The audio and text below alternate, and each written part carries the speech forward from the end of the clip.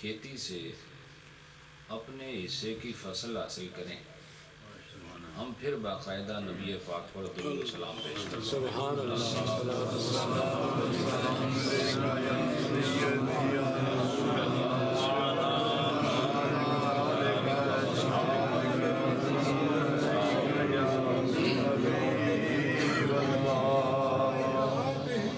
سبحان حضرات، ہم نے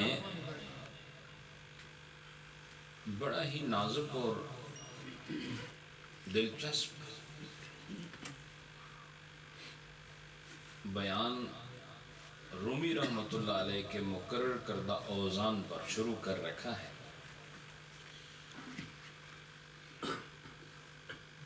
ایک بات ملحوظ نظر رہے اور وہ یہ کہ مثنوی شریف کو سننے کے لیے اس سے حظ وافر نصیب قسمت بنانے کے لیے توجہ، اخلاص، انکساری ہر سامع کے لیے ضروری ہے۔ لہذا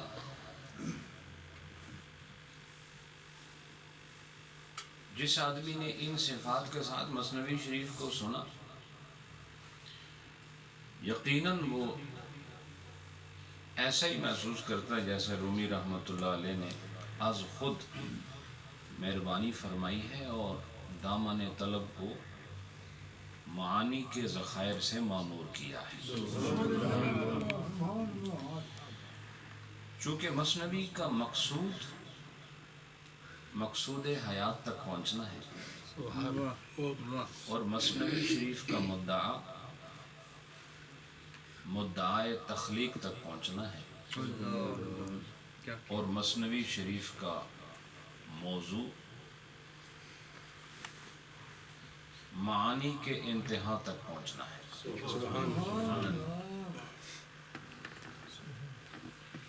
اس کے بیان نادر ہیں اور سمجھانے پر قادر ہے، اور حقیقت سے پردہ اٹھانے میں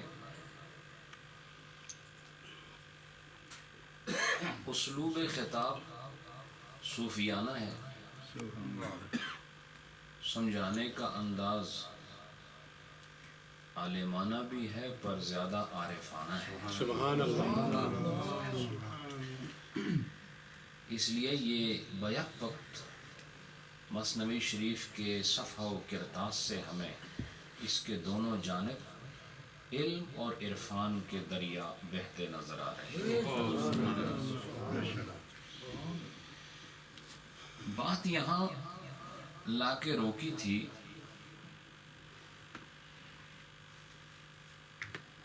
کہ وہ چیزیں جو جامد ہیں، ساکت ہیں، غیر ذوی العقول ہیں، رومی رحمۃ اللہ علیہ فرماتے ہیں کہ یہ غیر ذوی العقول جامد و ساکت اللہ کی مخلوقات بھی احساس رکھتے ہیں، سبحان اللہ کا ذکر کرتے ہیں، محبت کرتے ہیں، اور حکمتاً ضرورتاً اظہار محبت کر بھی دیتے ہیں۔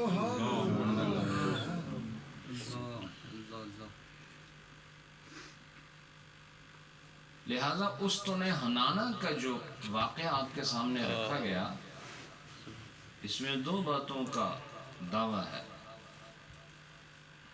اور اس میں دو باتوں کا دعویٰ ہے، اور دعوے میں ہی اس کا اثبات ہے۔ اور وہ کیا ہے کہ پہلا دعویٰ یہ کہ نبی جیسا کوئی نہیں، اور اس کے لیے دلیل استن حنانہ کا آپ کے فراق میں رونا ہے،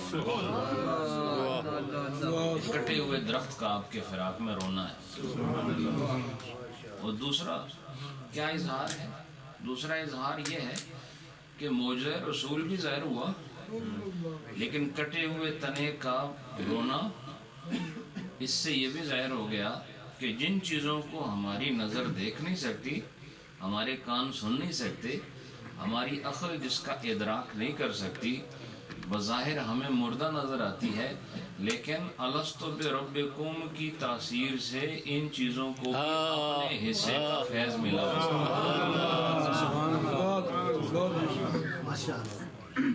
ہمارے ہاں تو جو درخت سرسبز و شاداب ہوں، ہم ان کو بھی حقیقی حیات والا نہیں سمجھتے ہیں، ظاہری نظر کے اعتبار سے کہہ رہا ہوں۔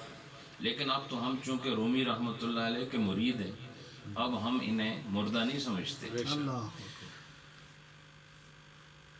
لیکن کٹا ہوا تھا نا، جس کا جڑوں سے تعلق نہیں ہے، جس پر پتے نہیں ہیں، جس پر پھل نہیں ہے، جس کا سایہ نہیں ہے، جس پر پانی کا گزر نہیں ہے، جس پر موسم اثر انداز نہیں ہو رہا، تو یہ کٹا ہوا تنا جب بول پڑا تو اس نے معانی اور مفاہیم کا ایک نیا باب کھولا۔ نے کہا یہ بھی ایک جہان ہے، اور یہ ایک واقعہ دکھایا اس لیے تاکہ ایک واقعے سے تم پردے کے اٹھ جانے کا حال ملاحظہ کر لو، اور تمہیں پتہ چل جائے جو تمہاری نظر کہتی ہے صرف اس تک نہ رہنا، جو تمہاری فکر کہتی ہے صرف اس تک نہ رہنا۔ تمہاری نظر اور تمہاری فکر کو ہم نے حدوں کی دیواروں میں قید کیا ہوا ہے، اور یہ چیز حدوں سے باہر شروع ہو سکتی ہے۔ اسی لیے اس کا نام ہی معجزہ رکھا۔ معجزہ کسے کہتے ہیں؟ معجزہ عاجز کر دینے والی شے کو معجزہ کہتے ہیں۔ سمجھ آئی کیا؟ جب آپ ہینڈز اپ ہو جائیں نا، اور آپ کسی کام کے کرنے پر قادر نہ رہیں، جب literally there is no authority to perform an action through your wisdom, through your power, through your actions, then that is called a miracle. There is nothing to do with your wisdom to perform a miracle. There is nothing to do with your physical power to perform a miracle. This is called معجزہ۔ تو جس کے صادر کرنے پر اور جس کے وقوع پذیر ہونے پر آپ کا اختیار نہ ہو، اسی کو کہہ دیتے ہیں عاجز کر دینا۔ تو گویا نبی کا عمل، نبی کا فعل آپ کو اس کام سے عاجز کر دیتا ہے، اور یہ اس بات کی دلیل ہوتا ہے کہ وہ خدا کا خاص بندہ ہے، تم صرف بندے ہو، وہ خدا کا محبوب بندہ ہے، تم صرف بندے ہو، اور وہ نبی ہے، تم امتی ہو، وہ آقا ہے، تم غلام ہو۔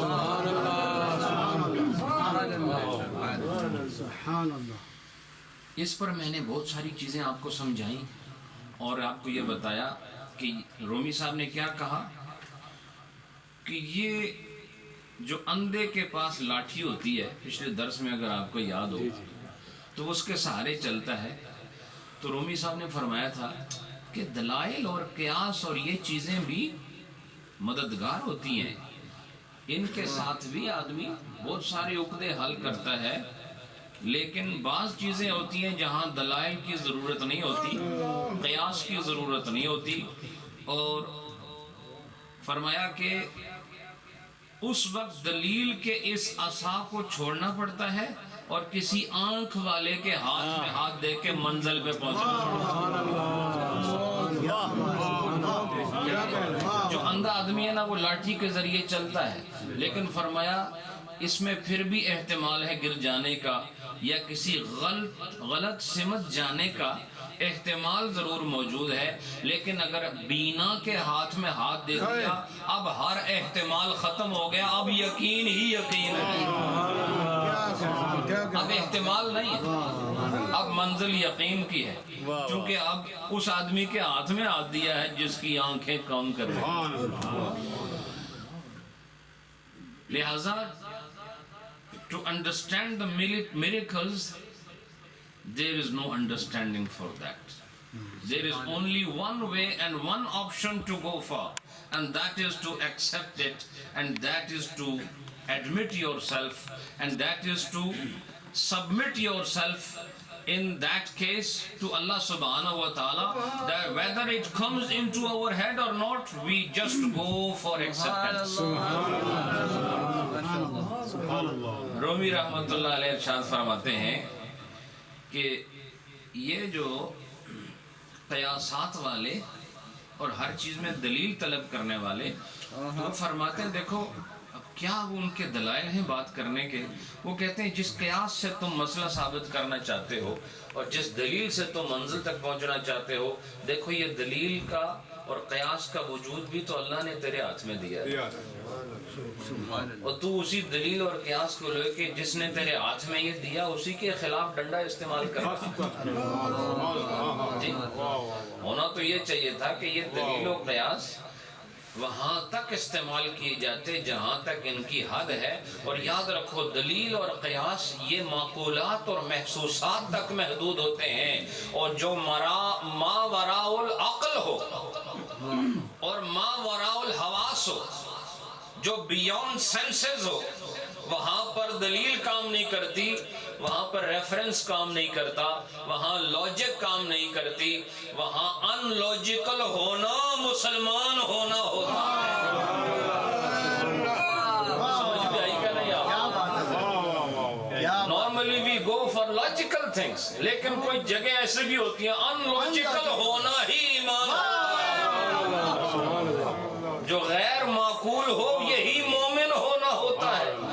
تو یہ بھی آپ آگے سنیں گے، اور اہل اللہ کا سمجھانے کا طریقہ ہی نرالا ہے۔ اب وہ فرماتے ہیں کہ یہ جن کے ہاتھوں میں ڈنڈے ہیں اور یہ چل رہے ہیں ظاہر اندھے ہیں، چونکہ یہ چل رہے ہیں کس عصا کے سہارے؟ دلیل اور قیاس کے عصا کے سہارے۔ تو رومی رحمت اللہ علیہ فرماتا ہے یہ حلقہ قرآن ہے۔ کیا ہے؟ کور کہتے ہیں بلائنڈ کو، اور اس کا جو پلورل ہے وہ قرآن آتا ہے، بہت سارے اندھے، حلقہ قرآن جی۔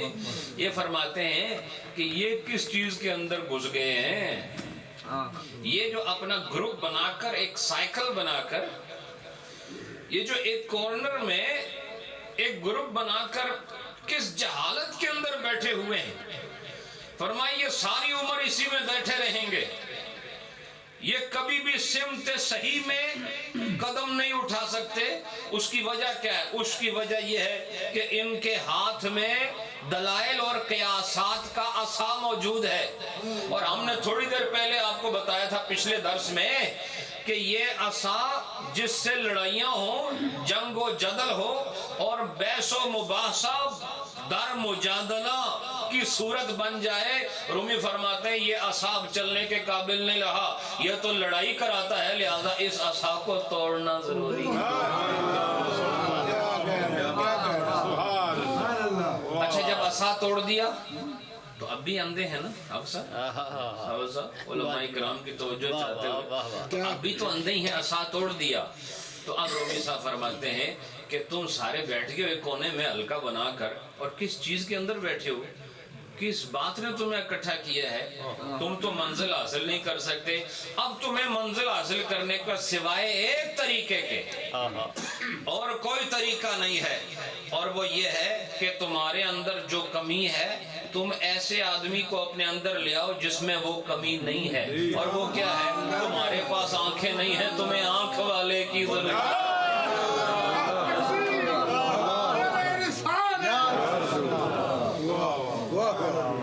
تمہیں اپنے اندر کسی آنکھ والے کو لانے کی ضرورت ہے، اور میں نے پہلے بھی کہا تھا، پہلے بھی آپ کو کہا تھا کہ اگر ایک 100 اندھے بھی ہوں تو ان کے لیے رہنمائی کی خاطر ایک آنکھ والا بھی کافی ہے. سمجھے کہ نہیں؟ اسی لیے اللہ رب العالمین نے ایسے ماحول میں کہ جب بچیوں کو زندہ درگور کیا جاتا تھا اور خدائے وحدہ کو چھوڑ کر ایک گھر کے اندر 360 بتوں کو سجایا گیا، وہ گھر جو بنا ہی خدا کی الوہیت و وحدانیت کو ثابت کرنے کے لیے تھا، اسی گھر کو عین شرک کا مرکز بنا دیا گیا. اور جہاں پر جنگ و جدل سینکڑوں سالوں تک جاری رہتے تھے، جہاں گمراہیوں نے پنجے گاڑ رکھے تھے، تو اللہ رب العالمین نے کیا کرم فرمایا، ان اندھوں کے درمیان اللہ نے محمد کی صورت میں بینا پیدا فرمایا، اور ایک بینا نے آ کر سارے اندھوں کی بینائی کو واپس لوٹانے میں جب خدا کے آگے ہاتھ بلند کیے تو اللہ رب العالمین نے اس ایک آنکھ والے کے صدقے سب کو آنکھ والا بنا.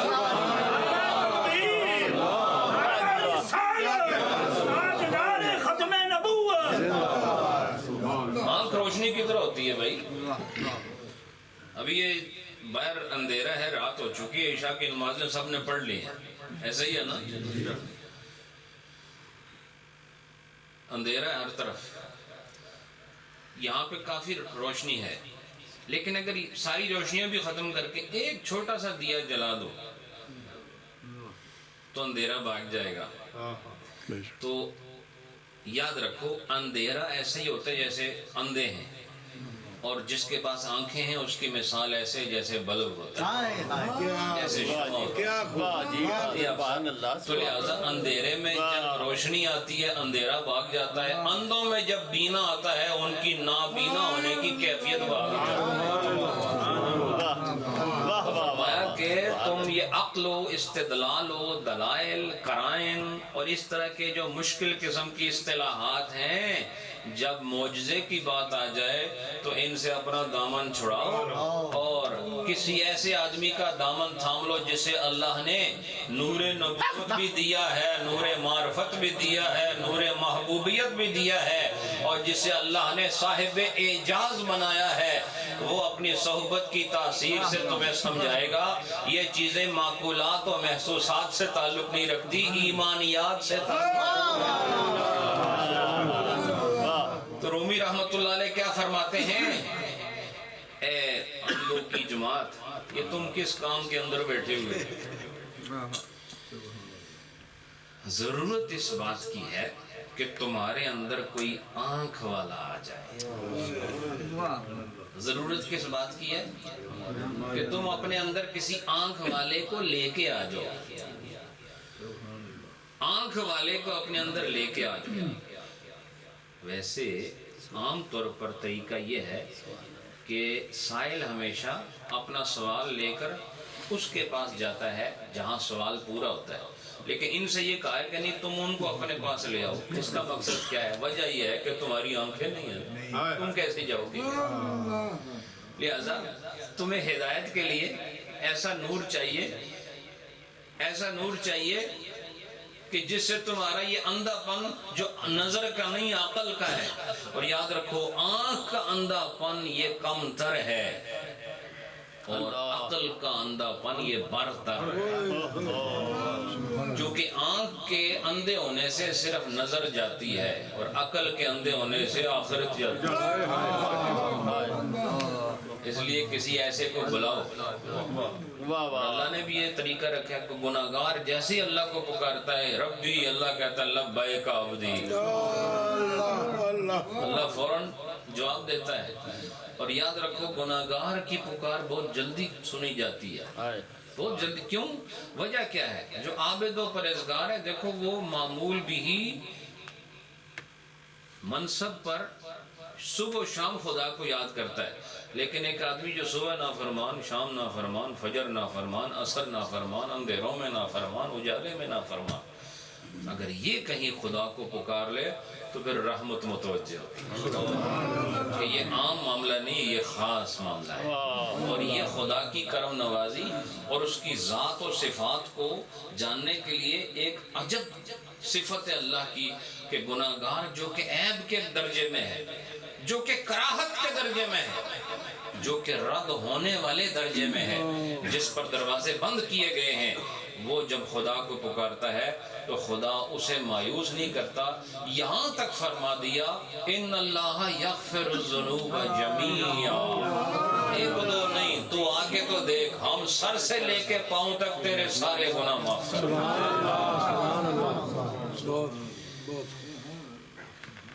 تو رومی رحمت اللہ کیا فرماتے ہیں، ذرا تحت لفظ میں سن لیں، حلقۂ قرآن بچے کار اندرید، حلقۂ قرآن بچے کار اندرید، دید باں را درمیانے آورید۔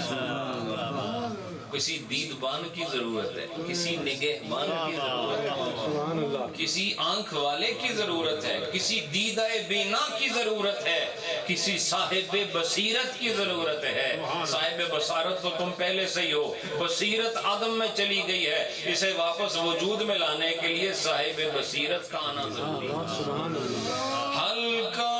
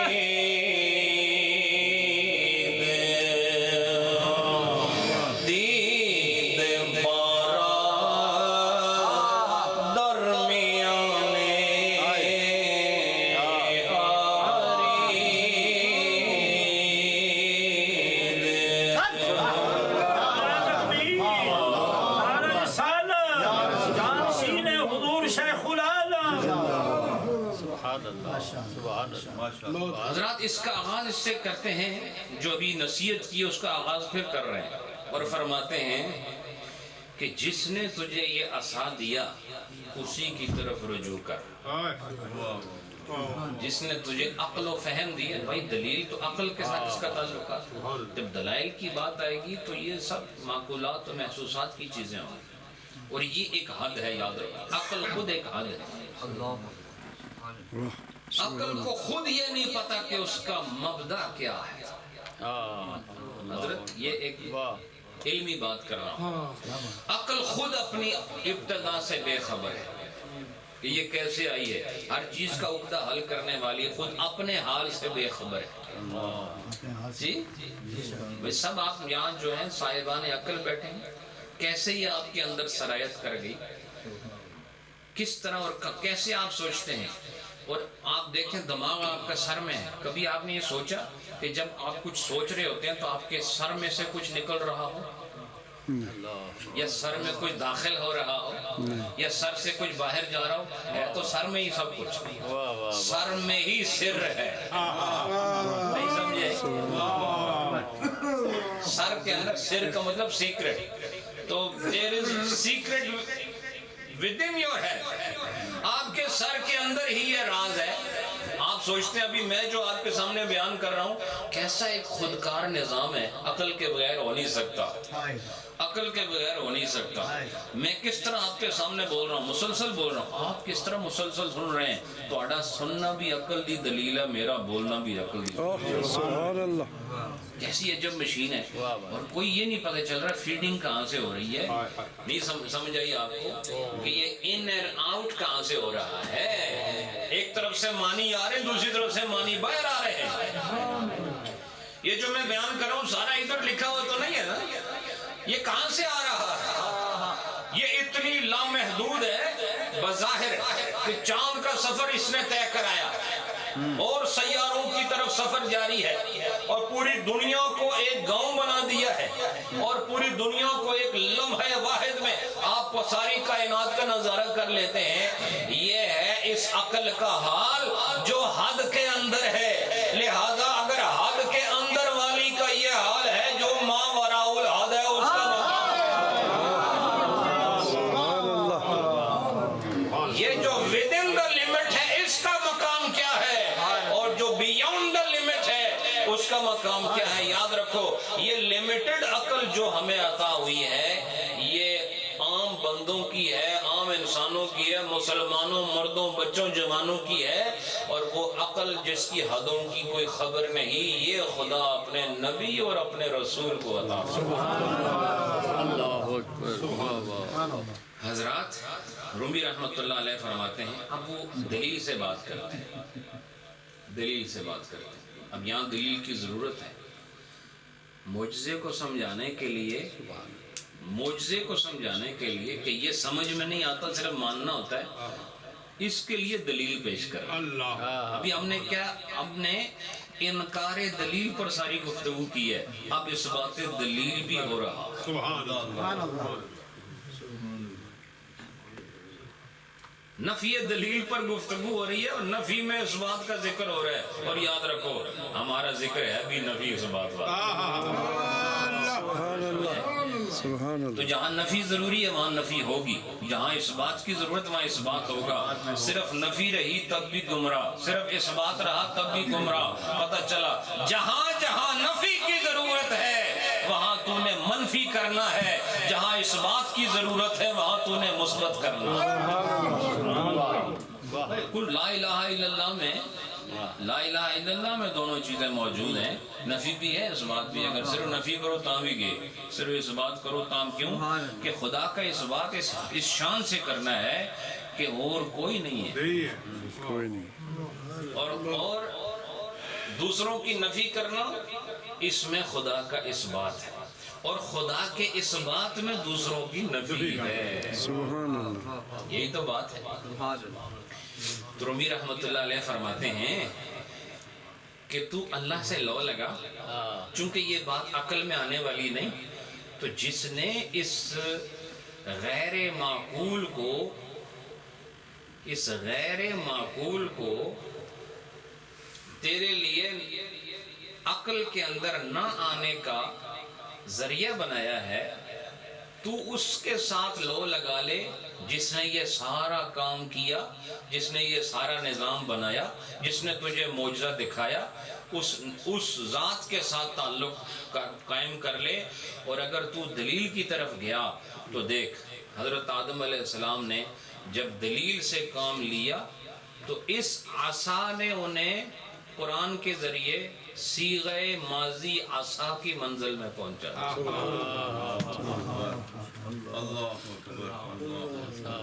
حضرات اللہ نے کیا فرمایا؟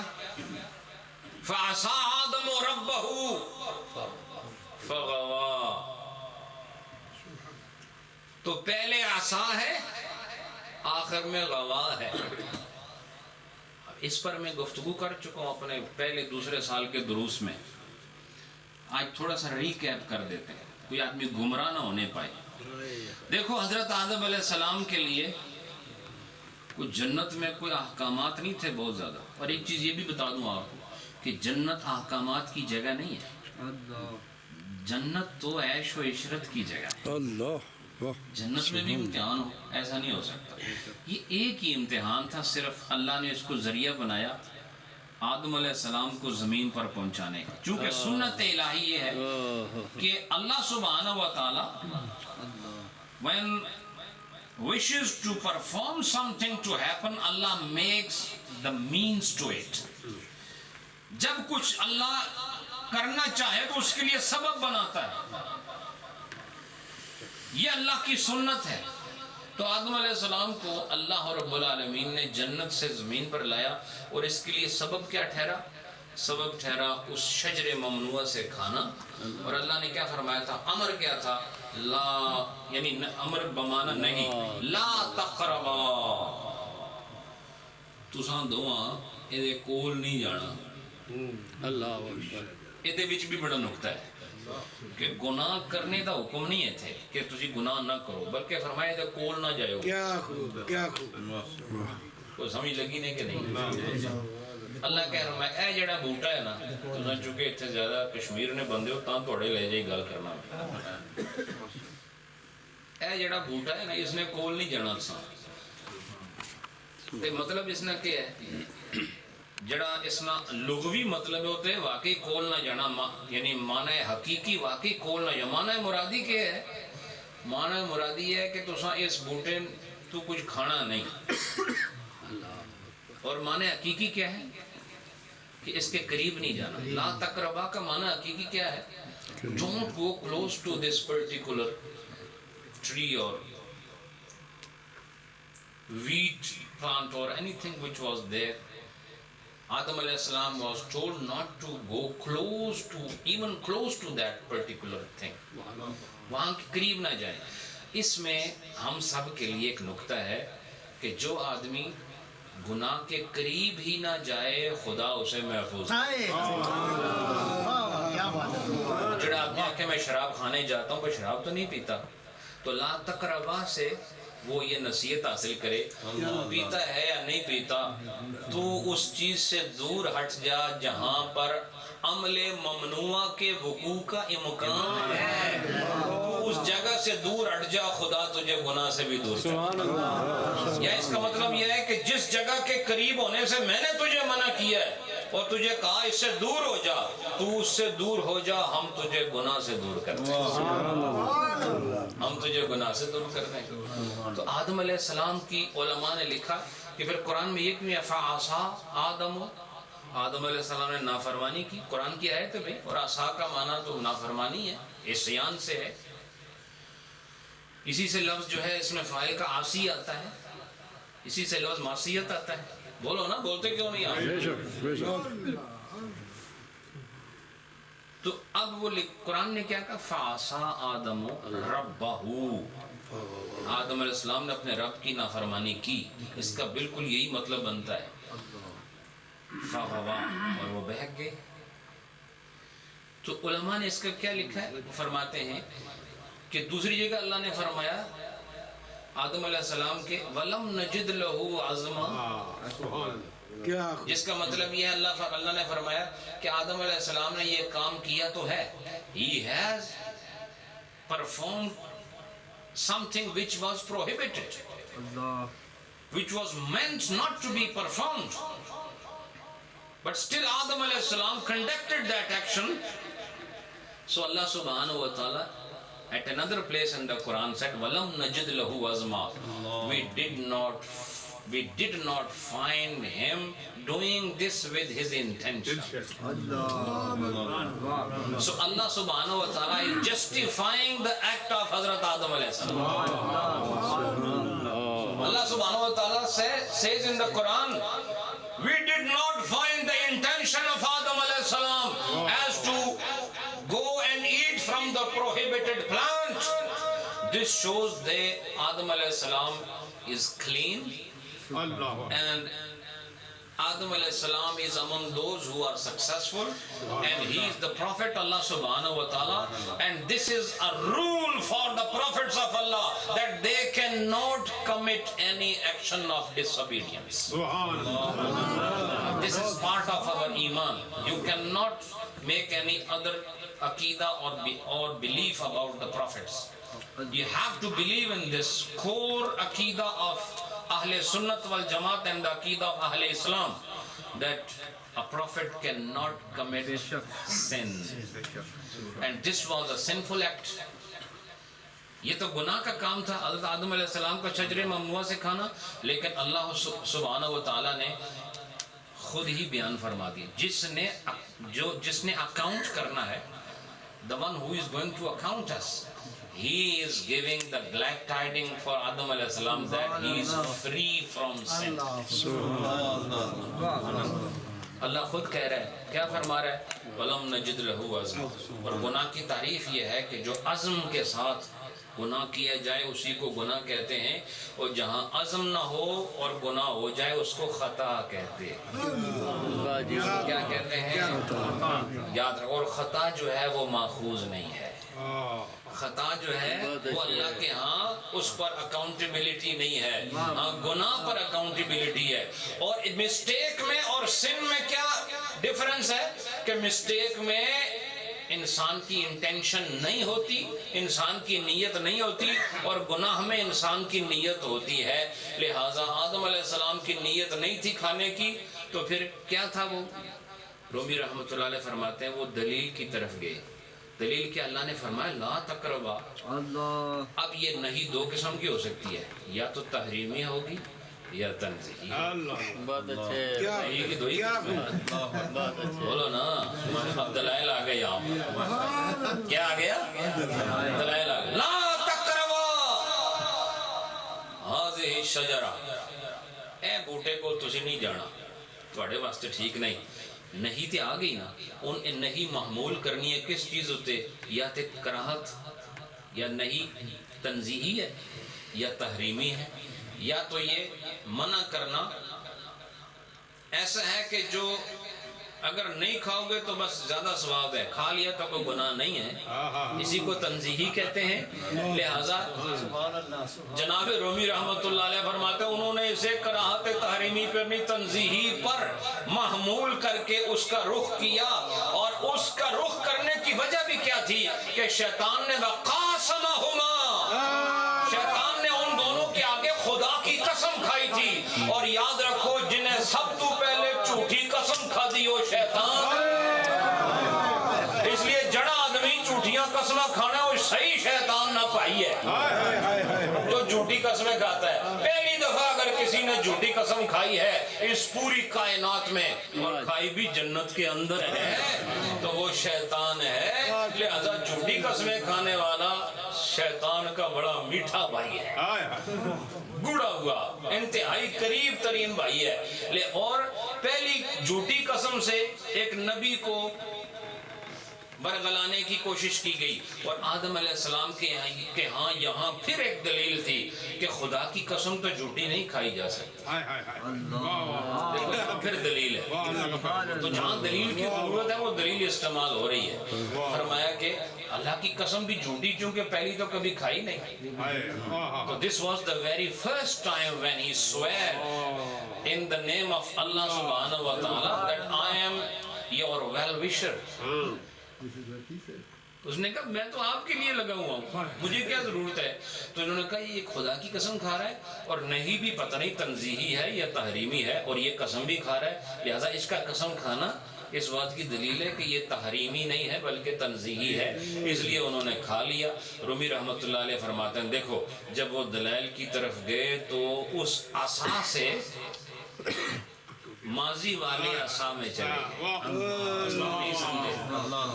اب یہ لوگ نہیں سمجھ رہے جو ان کو میں بتا رہا ہوں ماضی والا عصا کیا، وہ عصا ماضی غائب کا واحد مذکر غائب کا صیغہ ہے عصا جو قرآن نے ذکر کیا ہے۔ فرمایا وہ عصا ہاتھ والا عصا اگر تم استعمال کرو گے تو پھر آدم کا ذکر دیکھو قرآن میں، فَعَصَىٰ آدَمُ، آدم سے نافرمانی ہو گئی، تو لہذا کبھی کبھی دلیلوں والا عصا پکڑنے سے نافرمانی ہو جاتی ہے۔ اس لیے رومی صاحب فرماتے ہیں جہاں ایمان کا مرحلہ آئے وہاں یہ عصا توڑ ڈالو اور سر جھکا لو، جس نے سر جھکا لیا وہ کامیاب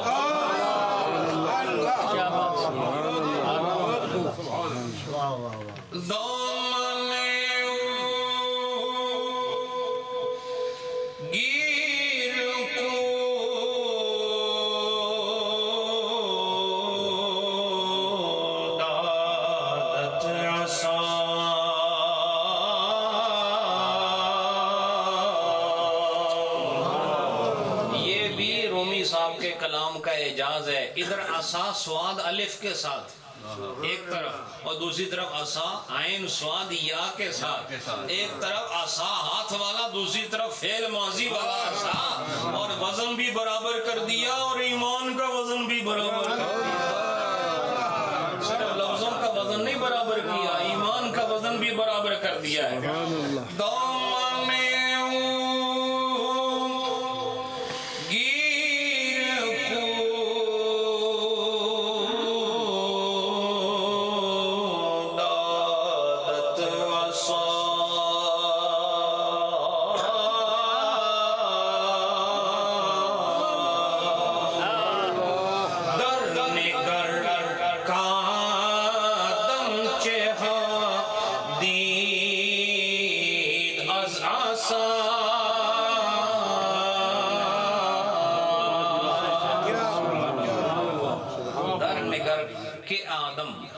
لکھا تو کادم ہے نا، کادم، اصل میں کیا ہے کہ آدم چہا دید از عصا. تو دیکھنا پھر کہ آدم علیہ السلام نے پھر جب اس عصا کا سہارا لیا جو دلائل والے ہیں، تو پھر انہوں نے عصا کے اندر کیا دیکھا، عین سواد یا والیت، یعنی اس میں کیا دیکھا، اس میں بس جنت سے آنا پڑا، اور یہ عقل کی حد کی بات نہیں تھی. اور یاد رکھو جنت کے اندر صرف یہی ایک، اچھا وہ بات رہ گئی ہے بھائی کہ اللہ نے پھر یہ لکھا کیوں ہے کہ آدم سے نافرمانی ہوئی، کیوں؟ قرآن کی آیت ہے. علماء نے اس کا جواب یہ دیا کہ چونکہ ان کا کھانا درخت کے پاس جانا، پہلے درخت کے پاس گئے، یہ بھی بظاہر نافرمانی تھی. پھر یہ یعنی معنی حقیقی پر عمل ہو گیا، درخت کے قریب گئے، اللہ کیا کیسی درخت کے قریب سارے آپ کو نہیں جانا. اچھا وہ قریب چلے گئے تو معنی حقیقی پر عمل ہو گیا، وہ قریب چلے گئے.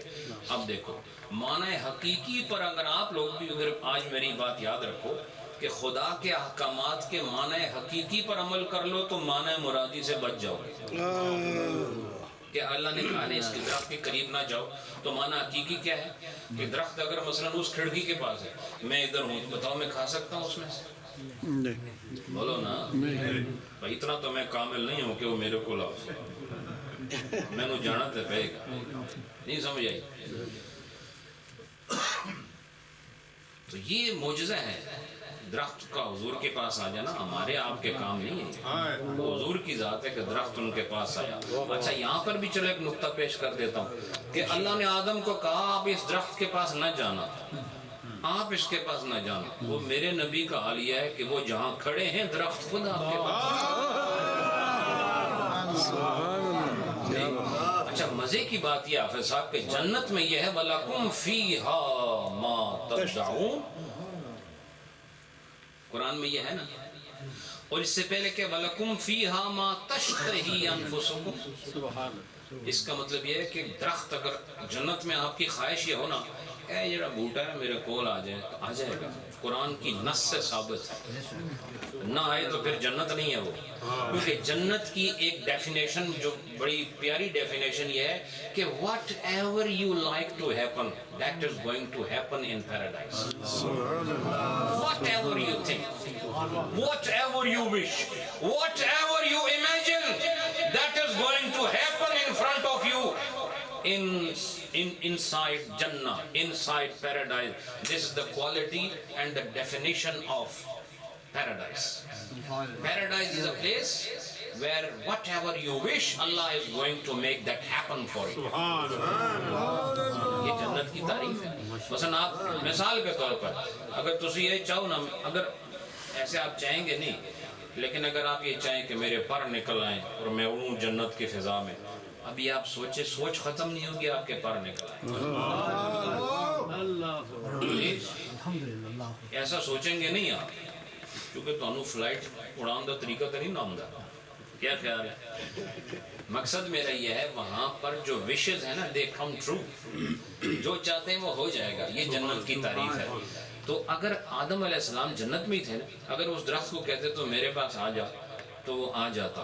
لیکن یہ جنت میں جانے کے بعد یہ مقام آئے گا کہ آپ درخت سے کہیں تو میرے کو آ جا تو تھوڑے کو آ جائے گا. لیکن نبی کے لیے خدا نے یہ حکم زمین پر بھی قائم کر دیا، وہ جس درخت کو پکارنا چاہیں وہ آپ کی خدمت.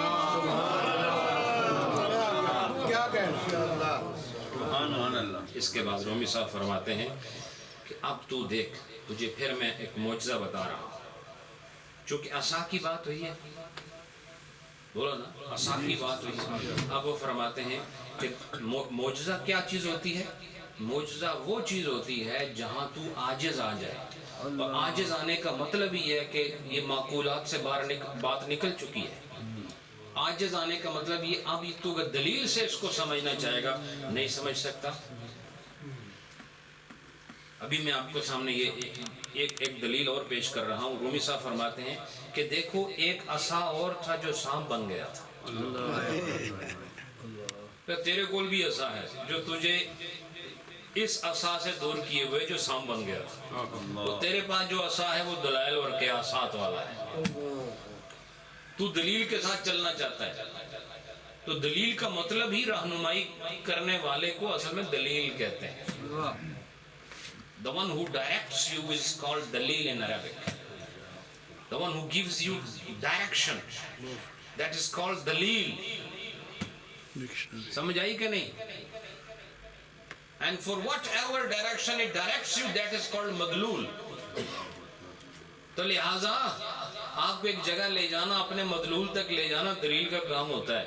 تو اب فرماتے ہیں کہ اگر تیرے ہاتھ میں ہر وقت یہ قیاس اور عقل والی دلیل ہوئی اور وہ عصا اور وہ ڈنڈا تیرے ہاتھ میں رہا، تو موسیٰ کے ہاتھ میں جو ڈنڈا ہے وہ تجھے سمجھ نہیں آئے گا. پہلے اپنے ہاتھ سے یہ جو ڈنگا تیرا ڈنڈا کا سوٹا ہے انہوں سٹ دے، پہلے ہاتھ سے اس کو گرانا. تو جب تو ہاتھ سے یہ دلیل و قیاس والے عصا کو گرا دے گا تو عصائے موسیٰ کی حقیقت پہ من کر.